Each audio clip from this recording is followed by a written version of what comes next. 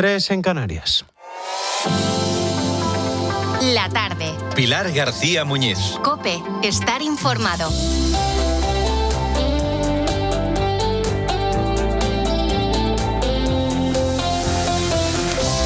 ¿Qué tal? ¿Cómo estás? Bienvenido a la tarde de COPE, esta tarde de Pilar García Muñiz. Yo soy Israel Remoñán y voy a estar contigo hasta las 7 de la tarde.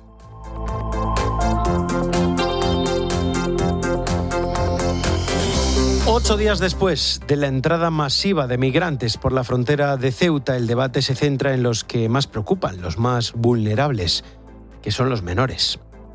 Hoy cientos de ellos, en su mayoría adolescentes, se han juntado en la puerta de la Jefatura Superior de la Policía Nacional de Ceuta para registrarse, para dar sus datos, para que puedan estar localizados y así al menos saber cuántos hay. Ayer te contábamos que el gobierno estaba centrando ya el debate en el reparto, en qué comunidades autónomas acogían o no a los menores, sin saber ni siquiera cuántos había. Bueno, y sabemos que según Sira Rego, que es la ministra de Juventud, hay al menos 1.342, aunque en el censo improvisado, por ejemplo, de la barriada del Príncipe, se registraron más de 5.000. Pero ese dato hay que cogerlo con pinzas porque al fin y al cabo está hecho por vecinos. Contarlos era el primer paso para dar una respuesta a la crisis y es lo que parece que hoy está sucediendo, porque alguien le ha dicho a los menores, a los chicos, que no deben esconderse de la policía, que es lo que hacían hasta estos días pasados. Cuando nosotros estuvimos allí, veían una patrulla y salían corriendo hacia el monte, Se escondían en el garaje de algún vecino ceutí o en los bajos de los coches. Eso nosotros lo hemos visto. Bueno, alguien les ha dicho a los menores que deben registrarse porque en España, que es un país europeo y occidentalizado, se les protege, aunque hasta ahora solo hayan tenido la sensación de ausencia de Estado, de que no había respuesta humanitaria, aunque muchos de ellos pues eran niños. Y aunque viesen que los únicos que les ponían un plato de comida o un garaje en el que dormir sin ser al raso eran los vecinos de Ceuta. Esta sensación de ausencia de Estado, es decir, de que España no ha estado a la altura de lo que Ceuta, que es un territorio de España, necesitaba. Esta sensación también la han tenido los ceutíes. Hugo es propietario de un restaurante a pie de playa en Ceuta. Cuando ves tener que mandar a tus hijos a Málaga por la seguridad de tu familia, es grave. Grave y, bueno, te emociona porque lo estás sufriendo durante 5 días y ves cómo tu gobierno, tu país, tu rey, tu presidente te abandona. Hugo nos contaba, emocionado, ya lo escuchas, que se habían sentido abandonados, que la rabia le comía por dentro cuando recordaba, por ejemplo, las palabras de Óscar Puente, ese tuit del sábado pasado, diciendo otra crisis que soluciona Pedro Sánchez. Y él con su negocio cerrado, y con su hija y su mujer en Málaga por miedo a salir a la calle, y con su coche reventado porque alguno de los que entraron decidió liarla. Ausencia del Estado, que no está cuando se le necesita y que no es la primera vez que pasa. Solo hay que recordar la ausencia del presidente del gobierno en el funeral de Adamuz, o el famoso «si quieren ayuda que la pidan» de la Dana, mientras los vecinos pedían, en estos micrófonos de COPE también, y de forma desesperada, maquinaria pesada para levantar kilos y kilos de barro, para sacar los cuerpos de debajo de los escombros. Y mira que tardaron en llegar las máquinas, Si quieren ayuda que la pidan. Pues en esta ocasión, con lo ocurrido en Ceuta, aunque la pidas, antes de que llegue la crisis, como ha hecho Vivas, tampoco te la dan. Si quieren ayuda que la pidan. A ver si nos ponemos de acuerdo, Ausencia de respuesta de Estado, que también se vive con la crisis de los incendios o con las ayudas por el volcán, que aún hay gente viviendo en casas contenedor en La Palma 5 años después. Es que no es una cuestión de pedir ayuda, es cuestión de saber que tienes que estar, que es tu país, que es tu gente, aunque el presidente de la comunidad o de la ciudad autónoma sea de otro partido. Hugo, ya lo has escuchado, hablaba también de la ausencia de rey. Y en parte es verdad. Es verdad que en todas las crisis gordas y recientes puede que el gobierno no haya estado, pero el rey y la reina siempre estaban al lado del pueblo, y en esta no. ¿Por qué? Es lo que se preguntan los ceutíes. Pues porque una visita como esta, y también otras, pero más una como esta, depende de Moncloa. No tengo ninguna duda de que si fuese decisión del rey ya habría estado allí. Al menos el mismo día que estuvo Sánchez, el viernes, al que por cierto recibieron con abucheos los vecinos. Ayer el rey se comprometía con el presidente Vivas a visitar Ceuta, aún sin fecha. Y es porque no pueden ponerla.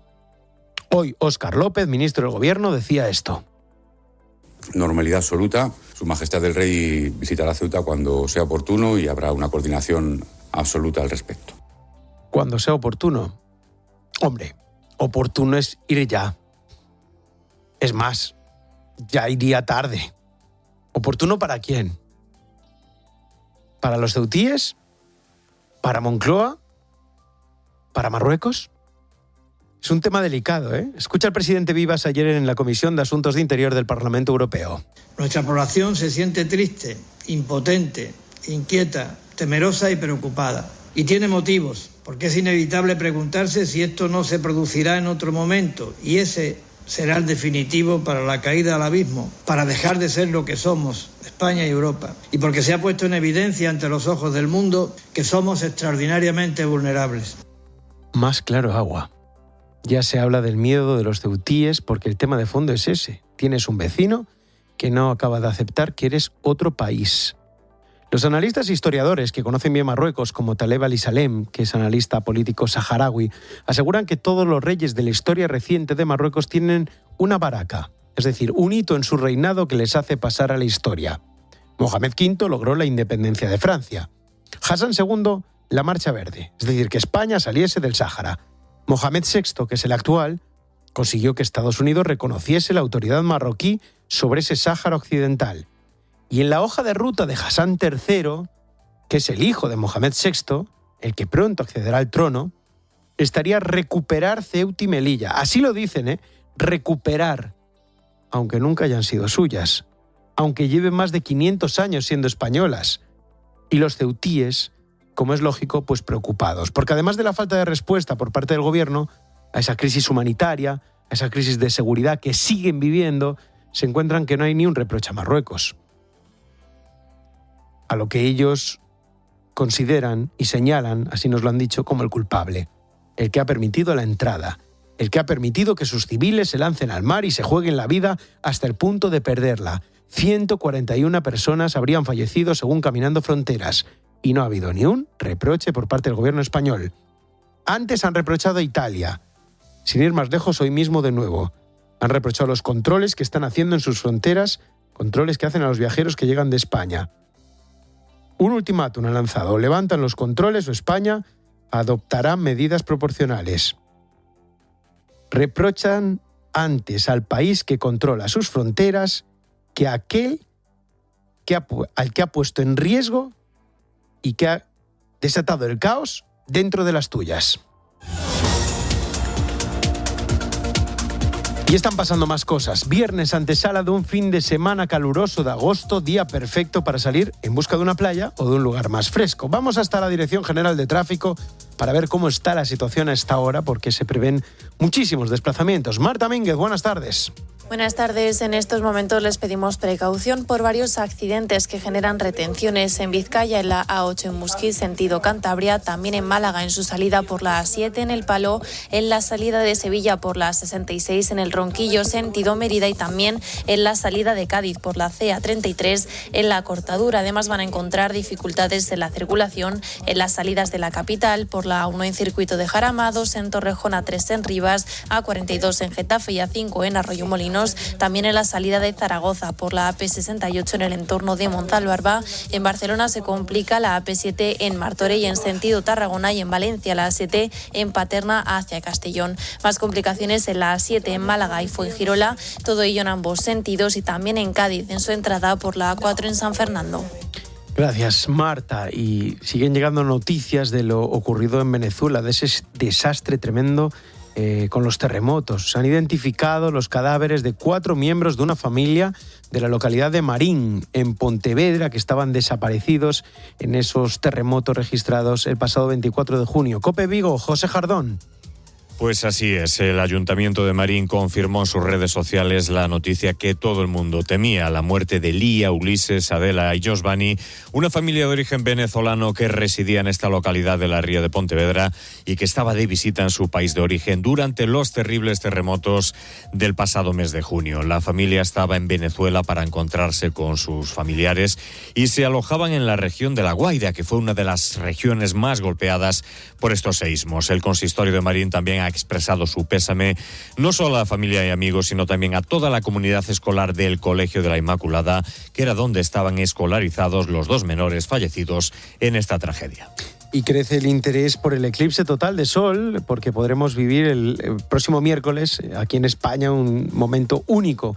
En los últimos 100 años no ha habido nada igual. Pero hay que planear bien desde dónde lo queremos disfrutar, porque en algunas localidades españolas se van a cerrar parques naturales y se van a cortar algunas carreteras para evitar la masificación. En el País Vasco, por ejemplo, se va a cerrar el acceso a San Juan de Gaztelugatxe. COPE Vitoria, Elisa López.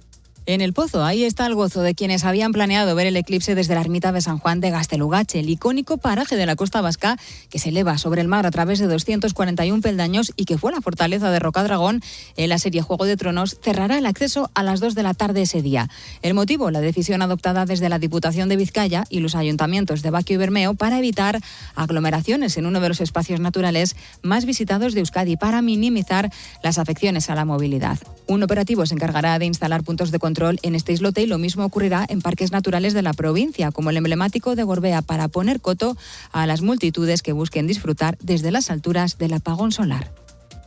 Y en los deportes, expectación por conocer la convocatoria del Real Madrid. Pablo García. Pues ya tenemos los elegidos por Mourinho para el segundo encuentro de temporada y hay alguna que otra novedad, Melchor Ruiz. Sí, a estas horas viaja ya la expedición del Real Madrid compuesta por 23 convocados. No está Diomandé, como hemos contado, a la 1 de la tarde, tampoco los 4 lesionados. Sí están Vinicius, Bernardo Silva y Brahim, que han regresado esta semana después de las vacaciones y de haber disputado el Mundial. También están Rüdiger y Hausen, que se perdieron el último compromiso amistoso del conjunto blanco, y recordemos que mañana la cita es a las 7 de la tarde en Hungría entre el Real Madrid y el Ferencváros. Por otro lado, en el Barcelona, tras el bombazo de ayer de Rodri, hoy informa Sky Sport que el Manchester City ha rechazado esta primera propuesta. Y también hay novedades en el caso Ferran Torres. Víctor Navarro. El de Follo es que precisamente recibirá esta tarde el homenaje en su tierra, tras esta mañana ser recibido por el presidente de la Generalitat Valenciana. Ya tiene sobre la mesa, sus agentes y el propio jugador, la propuesta de contrato del Paris Saint-Germain. El Barça hasta ahora aún no tiene la oferta del PSG y de hecho lo que dicen en el club es que hasta que no llegue esa oferta no quieren hablar de una posible salida. Si llega la oferta del PSG y Ferran les pide salir, el Barça le facilitará la salida siempre que lleguen a una cifra acorde a lo que quiere el Fútbol Club Barcelona, teniendo en cuenta que le queda ya menos de un año de contrato. El Atlético de Madrid ha entrenado hoy en Seúl con Kang Ji-lee como superestrella, preparando el partido frente al Manchester City. Y por último, en tenis, tras la victoria ayer de Rafa Jodar en el Master 1000 de Canadá, otro español, Dani Mérida, se juega a las 6:30 su pase de octavos frente al estadounidense Michelsen. Gracias, Pablo. Sigues en la tarde de COPE.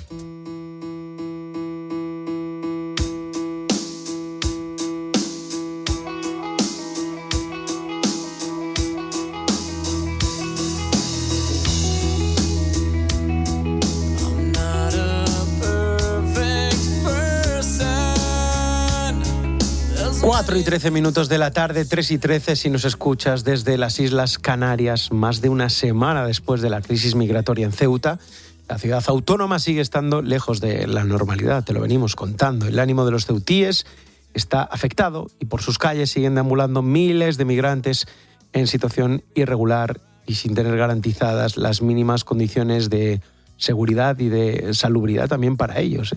Así lo ha confirmado Juan Jesús Vivas, presidente de la ciudad autónoma. Entonces Ceuta todavía no se ha recuperado de ese trance, de ese trauma, y Ceuta no ha vuelto a la normalidad. No ha vuelto a la normalidad porque todavía siguen permaneciendo en nuestra ciudad de los que llegaron de esa manera a través de la avalancha, pues sigue habiendo del orden de entre 3.000 o 6.000 personas. Lo has escuchado, entre 3.000 o 6.000 personas de las que entraron el pasado jueves que andan todavía por las calles de Ceuta, mientras al otro lado de la frontera se siguen produciendo llamadas en redes sociales como Telegram para un nuevo salto de la valla. Hay zonas de Ceuta en las que hay mucha inseguridad, así nos lo confirmaba Halima Ahmed, es coordinadora social de la ONG Luna Blanca. Nos ha contado que se han producido agresiones sexuales. Están llegando casos de abusos sexuales a menores. Y ahora están llegando, pero hoy, por ejemplo, 4 o 5 que hay en el hospital. Y la verdad es que es muy triste. La situación de inseguridad se ha estado produciendo sobre todo en los barrios de las afueras de la ciudad, pero se va trasladando también al centro. Así lo confirma la presidenta de la Confederación de Empresarios de Ceuta, Arantxa Campos. Hasta antes de ayer, la verdad es que había dos ciudades, una la del centro y otra la de la periferia. Pero ayer volvimos a ver cómo volvía otra vez al centro toda esta inmigración ilegal que va en pandillas, que va un poco, no te digo asustando a la gente, pero bueno, no estamos acostumbrados a vernos ese tipo de población y que ya empieza a tener unas necesidades imperiosas. Las pérdidas a estas alturas para los empresarios son ya incalculables. 3 días que estuvimos cerrados, luego aparte toda la semana de feria. Todos los años tenemos mucha gente que viene a Ceuta, que pasa aquí la feria y que bueno, que no ha podido tener la feria este año. Y luego por otro lado tenemos también pues todo el verano que lo hemos perdido. Y ahora hay hoteles que han tenido hasta 200 cancelaciones. Ahí lo tienes. El dinero que ganan en las fiestas patronales y en estas semanas de verano a algunos les salvan las cuentas de todo el año. Es el caso de Matías Beruti, que es empresario y propietario del restaurante La Vaca Quesera, allí, en Ceuta. Matías, ¿qué tal? Buenas tardes. Hola, buenas tardes. ¿Cuál es la fotografía ahora mismo? ¿Sigue lejos de la normalidad, Matías? Pues prácticamente sí, porque hemos tenido una mini mejora estos días con el tema de las procesiones, sobre todo de la Virgen de África. Hubo bastante más seguridad, pero a partir de ayer hubo un repunte masivo de personas invadiendo de nuevo el centro, que es donde precisamente yo tengo, en este caso, la cafetería La Vaca, y ha sido prácticamente, imposible. Yo vivo a las afueras, o sea, yo vivo en Benítez y yo ya he estado viendo todo este proceso pues de la peor manera posible, porque yo lo tengo aquí. Pero claro, las personas del centro no habían vivido eso. Claro. O sea, lo vivieron muy, muy, muy poquito tiempo. Para que nos hagamos una idea, para quien no conozca Ceuta, Benítez es una zona más o menos cercana al CETI, ¿no? Que es ese centro de estancia temporal, a esa playa del Trampolín, ¿no? Más o menos, que es donde estaban muchísimos de esos migrantes, que luego también estaban por las barriadas del Recinto, del Príncipe sobre todo, y las afueras de ese centro. Pero escuchábamos a Arantxa decir que en el centro también se está viendo gente. Matías, tú habías preparado las cámaras de tu negocio para una semana de fiestas, eran esas fiestas patronales de Nuestra Señora de África, que solo se ha celebrado la procesión, es decir, la parte religiosa, porque lo que es el resto de celebraciones pues no se han hecho. ¿Qué ha pasado con todo eso que habías comprado y con todo lo que tenías previsto? Claro, ten en cuenta que a lo que más nos dolió a nosotros en este caso, que yo también soy casetero, que tengo una caseta en la feria, ha sido la cancelación de la feria un día antes. O sea, imagínate 90 comensales, entre 90 y 110 comensales, todos los días prácticamente llenos, desde el 1 de agosto al sábado 8 de agosto, la previsión que teníamos que tener. O sea, imagínate toda la comida que ya había previsto. Obviamente, ya no solamente te cuento las pérdidas que he tenido yo, sino los comercios a los que le íbamos a comprar. El mercado, por ejemplo, es que va todo mucho más allá. Esto es la pescadilla que se muerde la cola. En este caso, Matías, también es verdad que tú organizas hasta las vacaciones de tus trabajadores en función de la feria también, ¿no? Claro, yo cuento en este caso con 2 puntos de venta, que en este caso es La Vaca Quesera, que es una cafetería, y luego tengo también otra hamburguesería que se llama Canalla. Claro, ten en cuenta que yo me organizo el calendario anual teniendo en cuenta la feria, doy vacaciones en mis 2 negocios de todo el año a los trabajadores para hacer frente a la feria, porque al fin y al cabo ten en cuenta que la feria para nosotros supone una facturación de prácticamente, poniendo un símil, a 2 meses abriendo ambos negocios en una semana. Sí. Hombre, es buena parte, o sea, está claro que las cuentas anuales no cuadran sin la feria, si nos estás contando esto que nos estás contando. Estamos hablando, Matías, de que aún hay unos 6.000 migrantes, podría haber por las calles, aunque los datos a mí ya no me gusta darlos porque como van bailando y van cambiando, es mejor casi hacer estimaciones y no marear mucho, pero sigue habiendo muchos y eso se ve. Nosotros que estuvimos allí lo vimos, sobre todo en las barriadas, donde se producen situaciones de inseguridad. Halima Ahmed, que nos contaba aquí, que es de la ONG Luna Blanca, nos contaba que se habían producido en las últimas horas agresiones sexuales a niñas que entraron también por ese paso del Tarajal. Es decir, que ellos mismos ya son también vulnerables, sobre todo estos niños, a lo que pueda suceder en parte también con otros que han entrado con ellos, que podrían ser, y todo se está valorando que sean los culpables también de estas agresiones, al menos por ahí van un poco los tiros de la investigación. Pero tú contabas, Matías, que también tus trabajadoras, por ejemplo, las que trabajan contigo, tienen miedo también de ir a trabajar, de salir a la calle, ¿no? Claro, es que la cosa es como Arantxa lo explicó muy bien, y es que, claro, la cosa es que nosotros, nuestra normalidad no es esta, y obviamente nos estamos acostumbrados a ver grupos de 10 o 12 niños que no están aseados, que van a sus anchas. Es que eso impacta verlo. O sea, lo que yo te cuente no tiene nada que ver con lo que tú... O sea, hay que sentirlo, hay que verlo. Tú imagínate tu ciudad invadida. O sea, que eso hay que verlo. Pues imagínate trabajadoras, en este caso, que yo cuento con 5 chicas en la cafetería, y ayer tengo el WhatsApp de Matías, no tarde, por favor, tengo miedo. Matías Beruti, empresario y propietario del restaurante La Vaca Quesera en Ceuta, y que nos ha contado cuál es la situación de gente de allí de Ceuta que tiene negocios como él y que vive de abrir su negocio, de funcionar con normalidad, pues ya se han quedado sin feria. Y evidentemente esto al lado de las vidas que se han perdido en el mar es una tontería, ¿no? Pero duele, y lo ha contado aquí en la tarde de COPE, porque están en riesgo las cuentas también de todo el año, y al fin y al cabo familias que comen de esto y que comen de la normalidad, y de que en una ciudad se pueda llevar a cabo pues una vida normal, en una ciudad de Occidente, de Europa, una ciudad española como es Ceuta. Gracias, Matías, un abrazo. Un abrazo, gracias.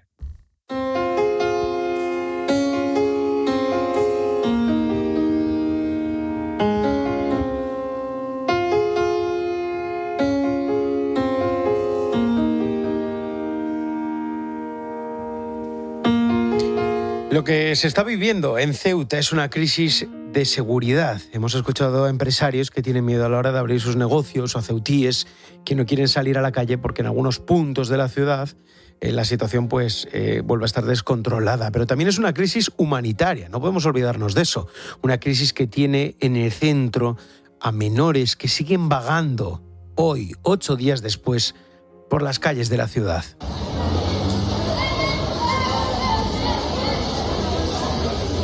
Son 1.342 según la ministra de Juventud e Infancia, Sira Rego, pero Ceuta solo tiene capacidad para atender a 29 en plazas habilitadas, además de que ese dato de 1.342 no es cierto. Ya se sabe que son más, que el gobierno se queda corto, como siempre en esta crisis. Ahmed Enfedal es presidente de la Asociación de Vecinos del Príncipe. Están haciendo un recuento improvisado en su barriada, en esa barriada del Príncipe, donde hay muchísimos chicos. Han sacado ellos los papeles, los bolígrafos, y han hecho un recuento improvisado de los menores que hay solo en sus calles de la barriada y en alguna barriada cercana. He escuchado antes sobre las cifras que daban de 1.000 menores. Nosotros estamos en la barriada Príncipe Alfonso haciendo un censo a los menores extranjeros no acompañados, y solo el día de ayer apuntamos a 2.672 personas. Y hoy vamos por más de 1.000. No son todos de la barriada, pero yo creo que vamos a acabar hoy entre los 4.500, 5.000. Claro, es un recuento improvisado que puede tener duplicidades que hacen los vecinos. Precisamente eso es lo que preocupa. Y habla de la ausencia del Estado, de la ausencia también de una respuesta estatal a esa Ceuta que se ve sobrepasada y se siente abandonada, ¿no? Cuando tienen que ser los propios vecinos quienes den de comer a estos chicos, quienes les abran los garajes, les pongan un plato de comida encima de la mesa para que no duerman al raso y hagan un recuento de saber quiénes son, de dónde venís, Claro, aquí 4.500, 5.000, pues hay que ver si hay duplicidades, como te digo, si hay chicos que dicen que son menores porque saben que así igual tienen más fácil quedarse y realmente no lo son. Eso es lo que hay que verlo, pero es en lo que estamos, ¿no? Esta situación es complicada, es también peligrosa, ojo, para ellos mismos, sobre todo para las niñas. Halima Ahmed es coordinadora de la ONG Luna Blanca, trabaja con estos chicos. Están llegando casos de abusos sexuales a menores. Y ahora están llegando, pero hoy, por ejemplo, 4 o 5 que hay en el hospital. Y la verdad es que es muy triste. La has escuchado, a Halima. No se sabe quiénes son los agresores, pero todo apunta, según la investigación, a que podrían ser también algunos de los que entraron en esa entrada sin filtro de más de 70.000 personas. Lo estamos diciendo, nosotros hemos estado allí con ellos, recorriendo esas calles, hablando, nos han contado su historia. La inmensa mayoría vienen a buscarse un futuro mejor, a buscar una oportunidad de forma irregular, sí, pero a buscarse la vida. Pero habrá, cuando se entra sin filtro, habrá algunos que vengan a hacer cosas malas. Y ya hemos escuchado a Halima, que está lejos de toda sospecha de racismo, porque lleva trabajando con estos chicos muchísimo tiempo. Juan Baños, jefe de Interior de COPE. Juan, buenas tardes. ¿Qué tal, Isra? Muy buenas tardes. Estamos escuchando la situación, estamos viendo cómo están las calles de Ceuta, hemos escuchado a empresarios que decían que lo están pasando mal de nuevo, que parecía que la cosa mejoraba y ha vuelto a empeorar. Hemos escuchado a vecinos que hacen recuentos improvisados de menores en las calles, como Ahmed en Fedal, y estamos escuchando a Halima hablar de esos abusos sexuales, de esas agresiones sexuales a menores en las calles de Ceuta que se están produciendo a estas niñas que han entrado también, porque entraron familias, entraron niñas también, entre tanto varón, y que están pues viviendo situaciones muy peligrosas, Juan. Claro, y es que en esta ocasión, si lo comparamos con lo que ocurrió allá en el año 2021, en mayo, la diferencia, yo creo que además bastante notoria, lo estamos viendo, es que entonces hablábamos de menores. Date cuenta que se llegaron a contabilizar aproximadamente 1.200 niños también en aquella entrada, ¿no? En el 21, en el año 21, sí. Bueno, entonces recordar las imágenes que se veían, sobre todo en televisión, veíamos unos chavales que siempre se planteaba el debate, ¿es que son verdaderos menores o no lo son? Porque andaban en los 15, 16, 17 años, ya muy talluditos, muy crecidos, con una presencia física diferente a lo que estamos viendo en esta ocasión. Es que ahora han entrado, o sea, en masa, una cantidad increíble, parecía que entraban colegios. Es que eran niños. Son críos de 9, de 11, de 12 años, chavalines que rompen a llorar. O sea, es que no hay duda de que son críos. Es terrible. Y además muchas niñas, que eso dentro de lo que es la cultura también marroquí, pues también supone una novedad en cuanto que a la niña pues se le da una capacidad y una autonomía para que la niña se vaya a cruzar al otro lado. La mujer, ¿no? La mujer desconcierta mucho, ¿no? Y ahora lo que se está viendo efectivamente es que una vez que se están informando, que ha corrido la voz de que sois menores, que no os pueden devolver, que a vosotros no, como han vuelto tantos, han tenido que regresar. No, a vosotros no, sois menores, estáis protegidos por la ley en España, pero tienen que filiarlos, tenéis que decir vuestro nombre, tenéis que ir a un lugar donde os tomen nota. Sí, eso es lo que estaban haciendo improvisadamente los vecinos del Príncipe. Eso es. Y de ayer para hoy, una bandada impresionante. En la jefatura, de la policía. Decenas y decenas, centenares de personas en la puerta, críos que van a que tomen nota de su nombre, de su filiación, que están allí.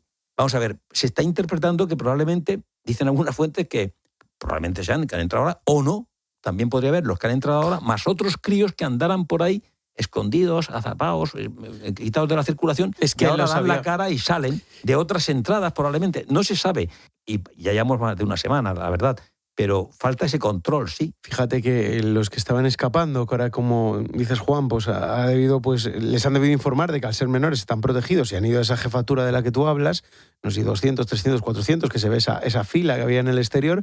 Son chicos que nosotros hace unos días, cuando estábamos allí, nos encontrábamos en las barriadas y que en cuanto veían a los militares o a la policía, salían corriendo y se metían en cualquier recoveco que había para ocultarse, ¿no? Ahora les han informado ya de que al ser menores no hay problema, ¿no? Y bueno, lo que está haciendo la policía, la jefatura es, por un lado, está prioridad a las niñas, que bueno, se está viendo, nos lo contaba Halima, ¿no? Esos casos de agresión sexual. Y efectivamente son más vulnerables y están atendiendo primero a las niñas, se está tomando filiación, datos, se les va a mandar en principio a un centro, creo que se llama Centro Mediterráneo, acogidas allí, pero que hay crías, allí ya hay niños, incluso hay niños bebés, hay niños de 4, de 5 años en ese centro, y luego los niños que van a ser también tratados en otra ubicación diferente al de las niñas, y esto es lo que se está abordando ahora mismo.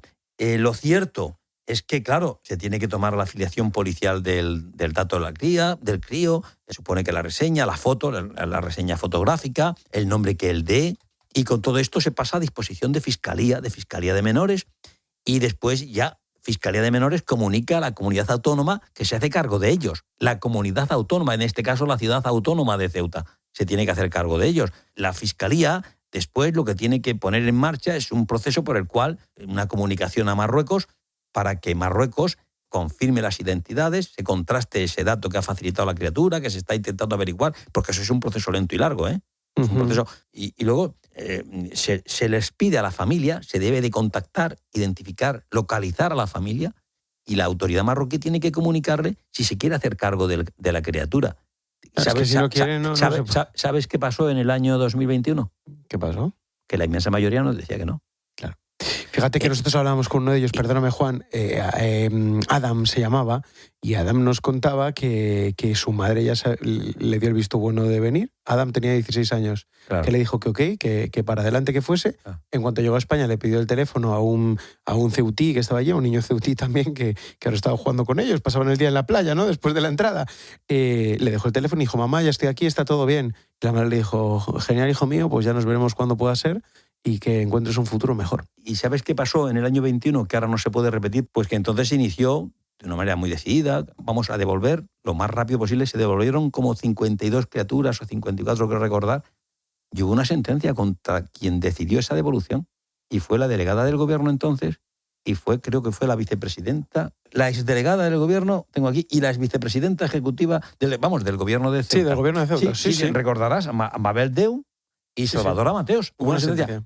9 años de inhabilitación por prevaricación, por esta devolución. Es que entonces la devolución se hizo, la pusieron en manos de una ONG marroquí que gestionó ese contacto con la familia, todo esto. Bueno, pues esto vulneraba la ley, porque los críos están sujetos tanto a lo que es la ley de extranjería como a la Convención de los Derechos del Niño de Naciones Unidas. Además, Juan, y hay que ser muy escrupuloso. Es que se decía una cosa, hay que tener mucho cuidado también cómo se hacen estas devoluciones, porque es un punto caliente también de trata, esa zona, ¿eh? Hombre. Y de repente puede llegar, tú lo sabes mejor que nadie, alguien de Marruecos diciendo que son los padres del niño, totalmente. Incluso demostrándolo de alguna forma, Dios sabe cómo, y que no son sus padres de verdad, y que acaban en una red de trata. Es un punto caliente. Es un tema muy delicado. Estamos en un momento muy sensible, que es cuando, claro, los hijos están saliendo a la luz, están apareciendo. Ya hay problemas para contabilizar cuántos nos quedan en general de los que entraron. Es que no pues sé, un crío lo tiene muy fácil para esconderse, para desaparecer, por muchas condiciones, por ser un crío, pero también es una persona tan vulnerable, y sobre todo estos críos que estamos viendo en esta ocasión, tan pequeñitos. Claro, es que otras veces lo que decías tú, el que ha entrado por esa, y en el 21 lo veíamos, son más adolescentes, 16, 17, 18 años, bueno, 18 ya no sería menor, pero 15, 16, 17 años, y ahora estamos viendo a niños, y los hemos visto en las barriadas, que los propios ceutíes, cuando ves a un niño de 8 años en la calle escapando de la policía, pues le abren el garaje y dice, métete aquí y te doy algo de comer, y es lo que está pasando. ¿Cómo está allí viviéndose esto? Pienso en la policía, pienso en las fuerzas y cuerpos de seguridad del Estado, porque tienen que ser, son pocos, y si hay 1.342 menores mínimo, que es lo que dice Sira Rego, esto va para largo. Claro, vamos a ver, la Guardia Civil se encarga de las fronteras y la Policía Nacional se encarga de extranjería. Por lo tanto, son los responsables de tomar esa afiliación, de controlar esta situación en el sentido de administrativamente saber ante qué estamos y dejar constancia de ello documentalmente. Y ahí, pues claro, tiene la gente que tiene de funcionarios. Mira, escucha a Eduardo García, está en Ceuta, es policía, es de la Confederación Española de Policía, mira el retrato que nos hace. No tenemos personal suficiente para poder cubrir todo lo que son los trámites de expedientes.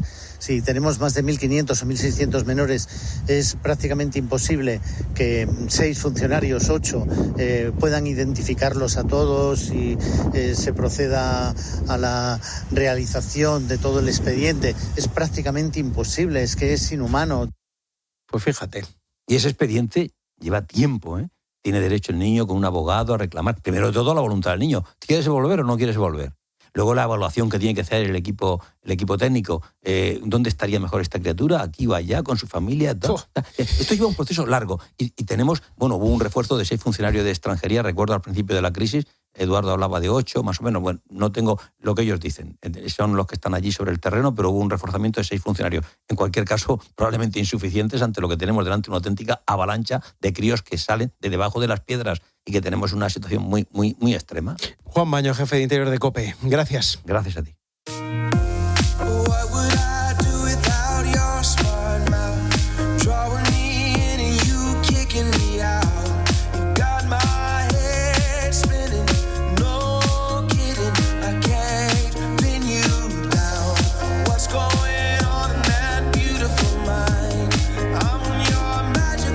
Pues así están las cosas en Ceuta y así te las hemos contado. Te he contado también hace unos minutos ese ultimátum que habría lanzado España e Italia, que como no dejase de hacer controles, esa suspensión del acuerdo Schengen, controles a los viajeros españoles que llegan, que intentan pasar sus fronteras, pues que podría tomar medidas proporcionales. Bueno, pues Italia ha rechazado este ultimátum del gobierno español y va a mantener los controles a los viajeros que lleguen de España hasta el 15 de agosto. O sea que sigue esa suspensión del acuerdo Schengen por parte de Italia por esta crisis de Ceuta. Seguiremos actualizando toda la información a lo largo de la tarde.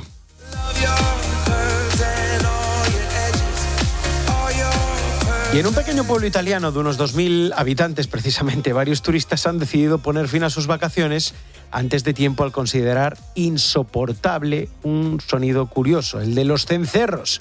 Los cencerros del ganado que pastan en los alrededores del pueblo. La reacción del alcalde de ese municipio no ha tardado en llegar y, como es lógico, ha defendido que esos sonidos forman parte de la esencia de la vida de la montaña y no puede firmar una ordenanza para callar a los animales. En fin, que hay gente para todo. Ana Huertas, buenas tardes. Hay gente para todo. Buenas tardes, Por Israel. eso hoy estamos preguntando a nuestros oyentes qué sonido te parece insoportable y qué sonido no aguantas, por qué te molesta, y sobre eso nos están contando un montón de cosas. Sí, ¿sabes tú lo que es la misofonía? Ni idea. Pues este oyente nos lo va a explicar. Yo tengo una condición, un TOC, que se llama misofonía. Hace que un ruido que para alguien puede ser molesto, para mí es una tortura. Hasta el punto de que en alguna reunión social, en una cena, si hay alguien haciendo mucho ruido mordiendo, que tenga algún alimento pues que suene más de lo normal, que sé yo, unas cortezas, ¿no? Me tengo que marchar. Mi pareja, pues a lo mejor se priva de comer algunas cosas que suenan porque sabe que lo paso fatal.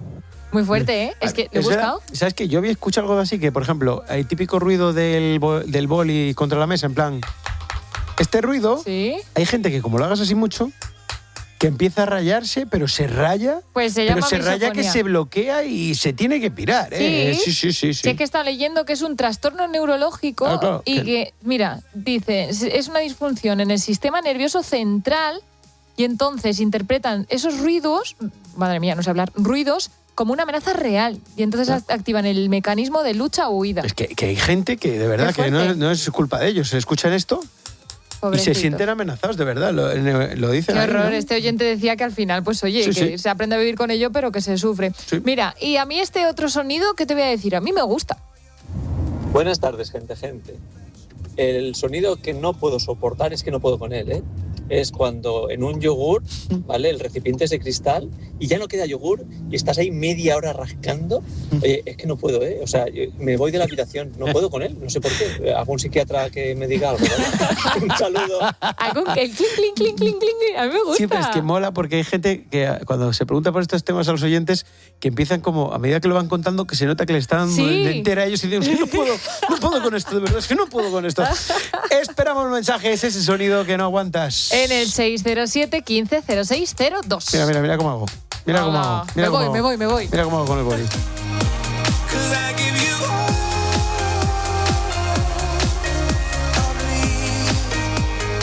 La tarde. Pilar García Muñiz. COPE. Estar informado.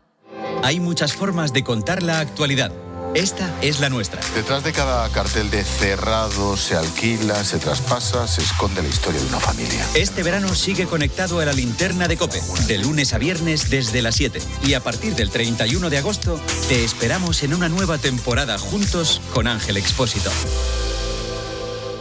Atención, 12 de agosto, eclipse solar confirmado en Sol Optical. Con cualquier compra te regalamos unas gafas para observarlo con seguridad. Sol Optical, tu centro óptico y auditivo. Soy Marc Márquez. Para mi protección, confío en Verisur. Con Verisur siempre estarás seguro, porque además de proteger tu hogar, podemos protegeros a ti y tu familia todas las noches cuando dormís. Estaréis protegidos mientras podéis moveros libremente por casa y nuestra cerradura inteligente echará la llave por ti automáticamente todas las noches. Cuando cada segundo cuenta, no hay nada como ser el primero.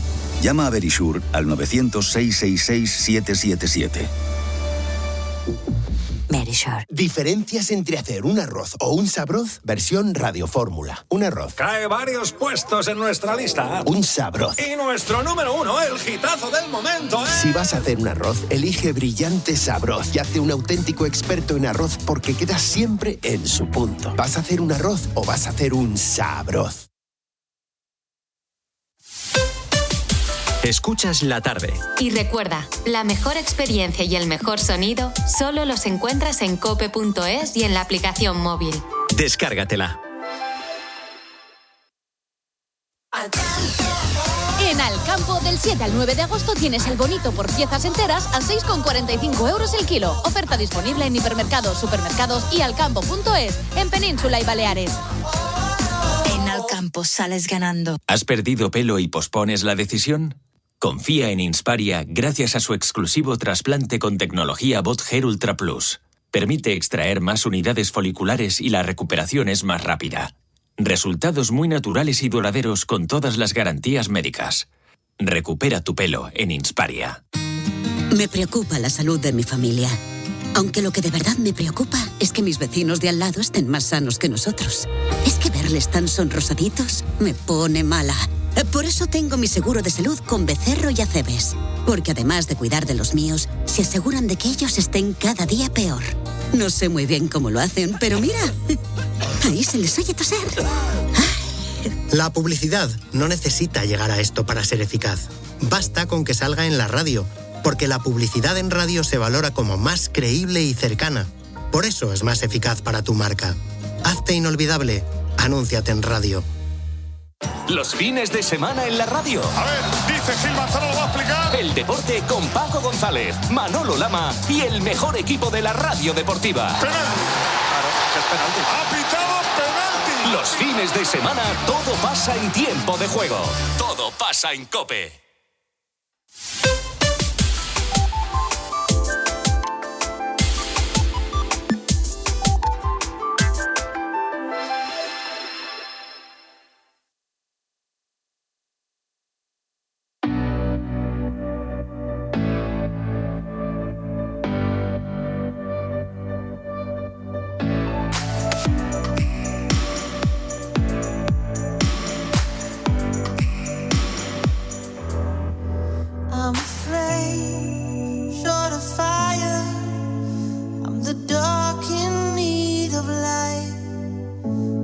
touch, you inspire, feel it changing me tonight. So take me up. 4:42 de la tarde, 3:42 en las Islas Canarias y es en la tarde de COPE, esta tarde de Pilar García Muñiz. Yo soy Israel Remuñán y vamos a estar contigo acompañándote en este 7 de agosto hasta las 7 de la tarde.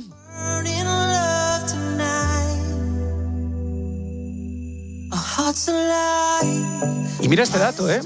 España roza los 50 millones de habitantes por primera vez en su historia. 50 millones. Y mucho tiene que ver con la llegada de migrantes a nuestro país. De esos 50, más de 10 millones son extranjeros, el 20%. Esto no tiene nada que ver con lo que está sucediendo en Ceuta, hay que dejarlo claro. Es una evolución que viene de muchos años, ¿no? Sobre todo han llegado venezolanos, colombianos, marroquíes o peruanos. Y proporcionalmente, donde más se nota esta llegada es en lugares como la Comunidad Valenciana, Baleares, Murcia o Asturias. Es verdad que llegan muchos migrantes a las grandes ciudades como Madrid o Barcelona, pero donde más se nota proporcionalmente es en estos lugares. Estas cifras contrastan con otras, y es con las defunciones. Aumenta la población, pero en España mueren más personas de las que nacen. El año pasado murieron cerca de 450.000 personas, mientras nacieron 100.000 menos, unos 320.000. Es decir, si mueren más personas de las que nacen, con esta diferencia tan grande, si estamos en retroceso, tendríamos que estar en retroceso poblacional, de número de población. Pero subimos, es por lo que te digo, por los migrantes que llegan, por los extranjeros que se asientan en nuestro país. 10 millones de los 50 millones de habitantes que estamos a punto de llegar a ellos. Bueno, vamos a ver si ponemos en claro estas cifras con Carolina Montoro, que es geógrafa especialista en temas de población. Es profesora de la Universidad de Navarra. Carolina, ¿qué tal? Buenas tardes. Carolina, creo que no tenemos a Carolina por ahí. Te estamos contando que ese es el dato de 50 millones de habitantes que estamos a punto de llegar en España, y decíamos también que pues de esos 50, 10 millones son extranjeros. Es el 20% de la población que se nota proporcionalmente en lugares como la Comunidad Valenciana, Baleares, Murcia o Asturias. Fíjate, porque solo en el último año hay 450.000 censados más. Es decir, estamos aumentando a un buen ritmo. Solamente en los meses de abril, mayo y junio la cifra aumentó en 104.000 personas, que la mayoría son, como te digo, pues migrantes, que son los que protagonizan esta subida de las cifras de la población. A ver si conseguimos contactar con Carolina, que estaba al otro lado del teléfono.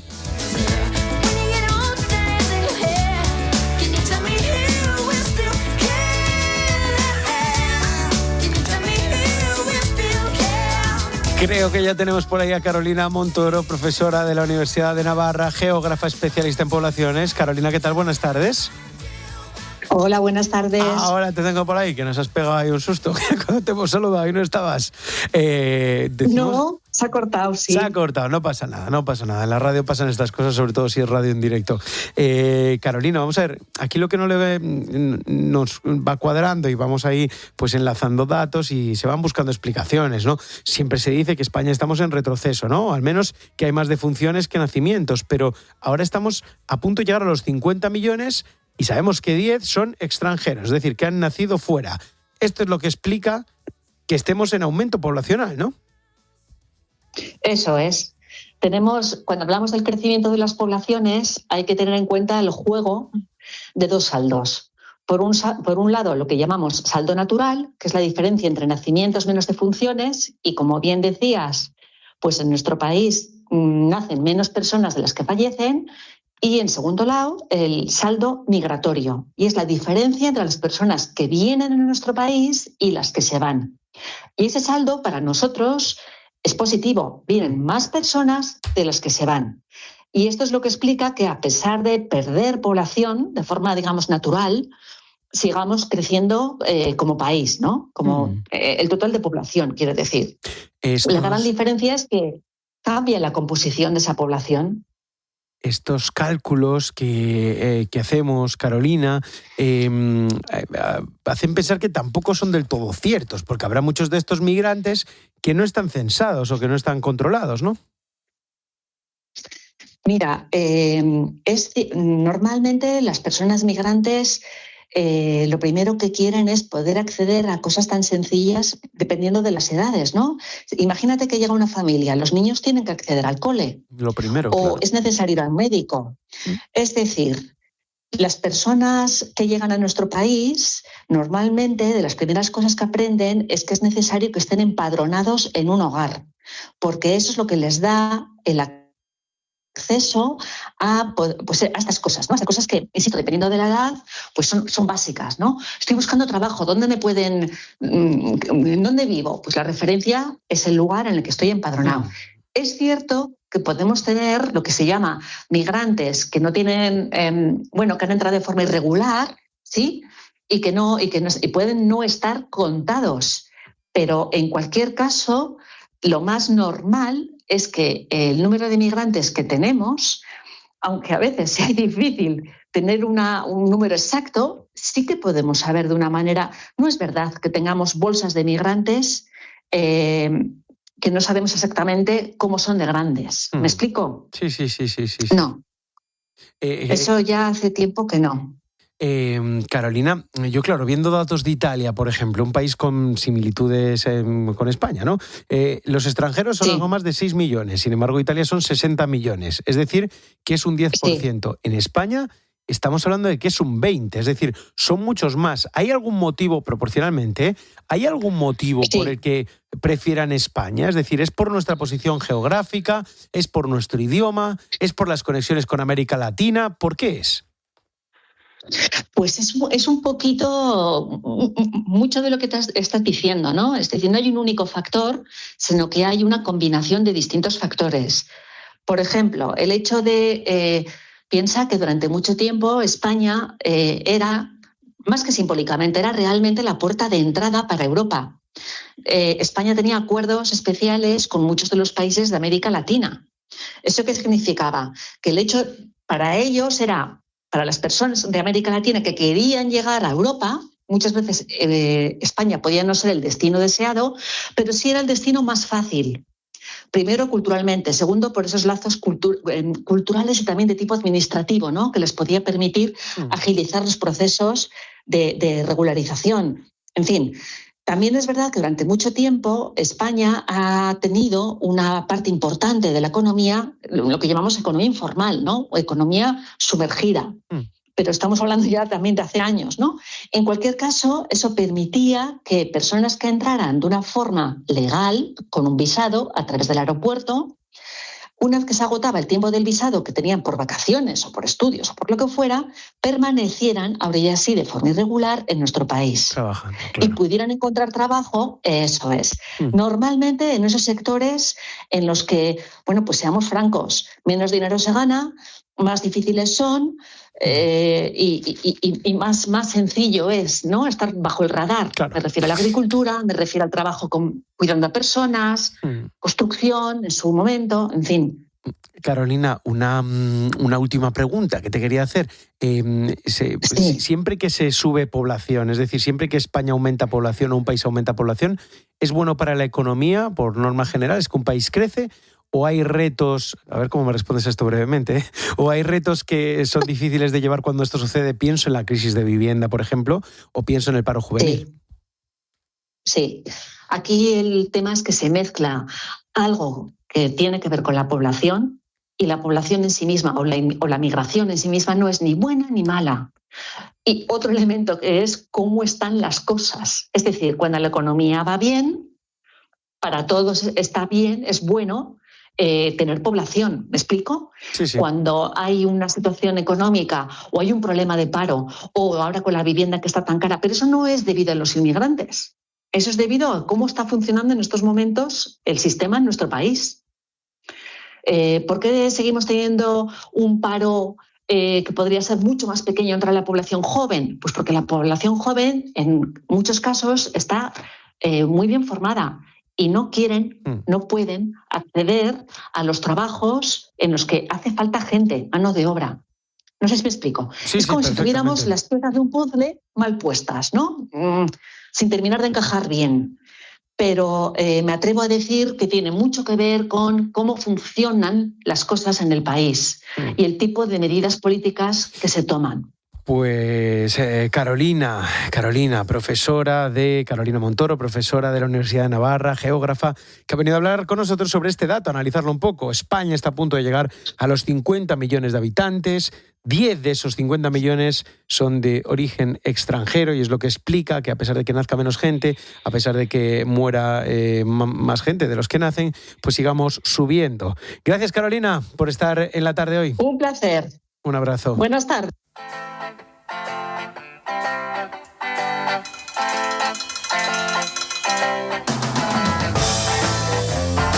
Y en un pequeño pueblo italiano de unos 2.000 habitantes, varios turistas han decidido poner fin a sus vacaciones antes de tiempo al considerar insoportable un sonido curioso, el de los cencerros del ganado que pasta en los alrededores del pueblo.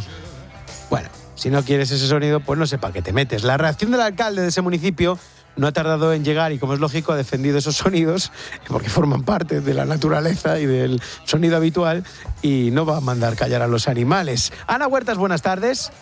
Nuevo. Hola. Creo que tenemos una invitada para ayudarnos también a hablar de esto y qué pasa con los sonidos de este tipo. Efectivamente, María Tapia, que es ganadera, tiene vacas con sus correspondientes cencerros y además gestiona alojamientos rurales en Salamanca, bueno, pues donde los huéspedes pueden vivir de cerca el día a día del campo, que también son los cencerros de las vacas. María, buenas tardes. Buenas tardes, ¿cómo estáis? ¿Alguna vez, María, te ha llegado alguien diciendo esto de por favor a ver si puedes callar a las vacas? No, la verdad es que no. La verdad es que resulta surrealista. Si lo analizas con un poco de frialdad, resulta surrealista. Nosotros tenemos muchísima suerte, porque bueno, pues hemos apostado por el agroturismo y entonces pues yo creo que se va con una conciencia de que vas a un sitio y allá donde fueres haz lo que vieres. Claro. Es decir, no puede molestarte un gallo, no puede molestarte una campana, no puede molestarte un cencerro, no puede molestarte una avispa que está volando, porque debemos saber dónde vamos. Es igual que alguien que si se apunta a ir a un crucero y le da miedo la inestabilidad en un vehículo o un oleaje, no vayas a un crucero. Y María... Entonces, bueno, yo creo que hay que tener un poco de conciencia y de respeto. María, si te llega alguien y te dice, uno de los que tenéis ahí en vuestros alojamientos, y te dice, las vacas no me dejan dormir con los cencerros, ¿qué le responderías?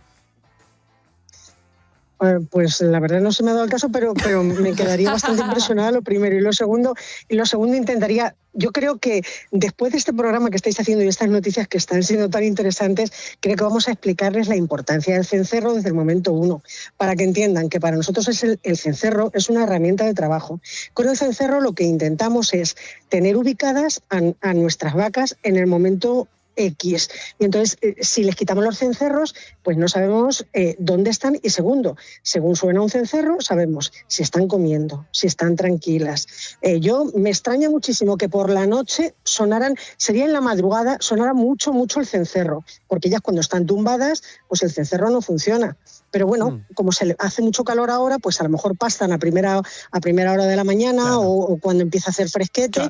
Y entonces, pues claro, el cencerro suena ligeramente mientras están pastando. Pero vamos, que hay que explicar clarísimamente para qué sirve un cencerro, que no podemos controlarlo. Y yo creo que si hacemos un ejercicio de educación antes de que tengan este problema, pues a lo mejor lo solucionamos, pero es surrealista. Hombre, claro que es surrealista. Muy surrealista. María Tapia, ganadera y dueña de varios alojamientos rurales, de ese agroturismo que nos ha venido a explicar. Pues fíjate, ¿para qué sirve un cencerro, que es de lo que se quejaban estos turistas en Italia? Hay que venir al campo y que debemos explicárselo. Es verdad. María, gracias por estar en la tarde. Un saludo, buena tarde. Buena tarde. Ana Huerta, recuérdanos el teléfono en el que esperamos de los oyentes ese sonido que les molesta. Ese sonido que no aguantas, en el 607 15 0602. Que no digan un cencerro. Eso no, digan ya un no. cencerro, que eso no molesta. Ideas. ¿Quieres contarnos algo? Escríbenos. Busca La Tarde COPE en Instagram, Facebook y TikTok. O mándanos un mensaje de voz por WhatsApp al 607 15 0602. Puede tomarse la vida muy en serio. Antes de que llegue hasta ellos estarán muertos. O muy en broma. Sylvester Stallone. ¿El desayuno? ¡Mamá! Pánico en el túnel. ¡Fuego! Y Alto o mi madre dispara. Yo creo que te quiere yo. Pues ese amor va a volverme loco. El sábado a las 3 menos cuarto de la tarde, en 13. Sabes que un plan será perfecto cuando tienes cerca a los tuyos y brindas con Malabrigo, el tinto con el que siempre aciertas, que te saca una sonrisa y te invita a seguir bebiendo. Elegancia, personalidad y pura calidad con el sello personal de José Moro en Bodegas Cepa 21. Tu verano suena a disfrute, tu verano suena a Malabrigo. Estos sí son unas segundas rebajas, solo en Rapimueble. Dormitorio juvenil compacto 389, conjunto de matrimonio de canapé más colchón 354 €. Más ahorro, más ofertas, más barato. Segundas rebajas en Rapimueble. Estamos muy cerca de ti y en rapimueble.com. En Alcampo del 7 al 9 de agosto tienes el cordero recental por cuartos u octavos a 15,95 € el kilo. Oferta disponible en hipermercados, supermercados y alcampo.es, en Península y Baleares. En Alcampo sales ganando. Escuchas La Tarde. Y recuerda, la mejor experiencia y el mejor sonido solo los encuentras en cope.es y en la aplicación móvil. Descárgatela. Puede tomarse la vida muy en serio. Antes de que llegue hasta ellos estarán muertos. O muy en broma. Sylvester Stallone. ¿El desayuno? ¡Mamá! Pánico en el túnel. ¡Fuego! Y Alto o mi madre dispara. Yo creo que te quiere yo. Pues ese amor va a volverme loco. El sábado a las 3 menos cuarto de la tarde, en 13.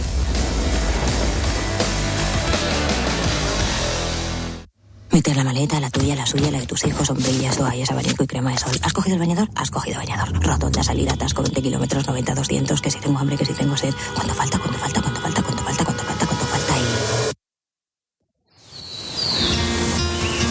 Una estación de servicio Repsol.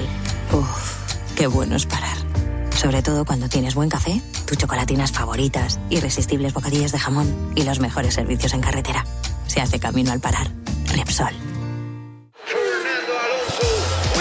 Después de tantos años al volante, uno aprende a reconocer un buen coche enseguida y también un buen servicio. En Flexicar.es tienen más de 25.000 coches. Puedes financiarlos hasta al 100% y te dan hasta 3 años de garantía. Yo me compro el coche en Flexicar. ¿Y tú? En Herrera en COPE siempre hay algo que merece la pena escuchar. Ha sido una mañana intensa, interesante, bastante emocionante. Este verano sigue conectado a las mañanas más entretenidas de la radio en Herrera en COPE. De lunes a viernes desde las 6. Y usted también le habla. Yo hablo con mi maceta, les digo de todo. Y el 31 de agosto, nueva temporada juntos con Carlos Herrera, Jorge Bustos y Alberto Herrera.